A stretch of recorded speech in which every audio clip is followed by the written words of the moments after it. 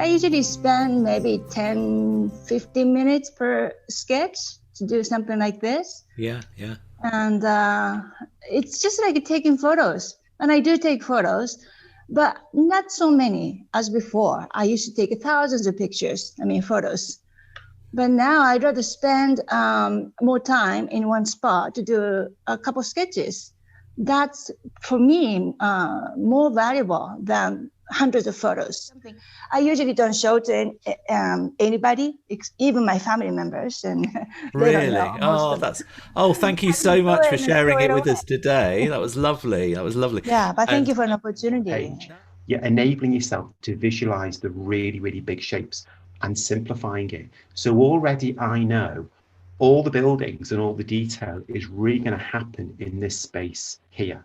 There's going to be a sweep of the pavements coming around here, which I can't do because my pens won't bend. So I just have to kind of imagine that coming around there. But the thing is, again, you know, going back to the point we're making, you've got to have a go at these things.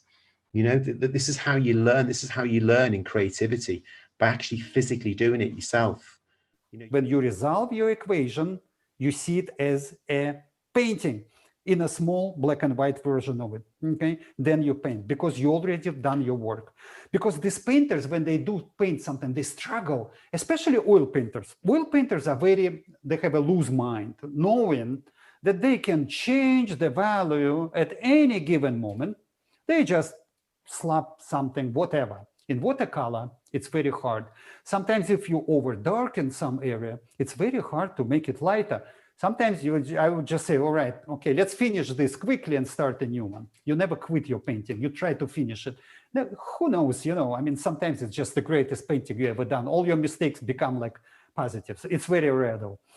Now, why is this the most complicated one? Is it because there's so much going on in the... Right, exactly.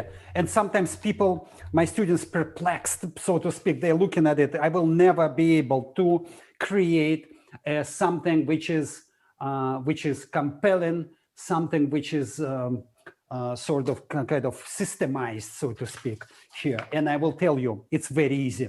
And that is what's important. And that's why people are afraid of plein air. It's so complicated. And then people and cars and this and honking and everybody asking you, are you a real artist or not? And it's like, oh God.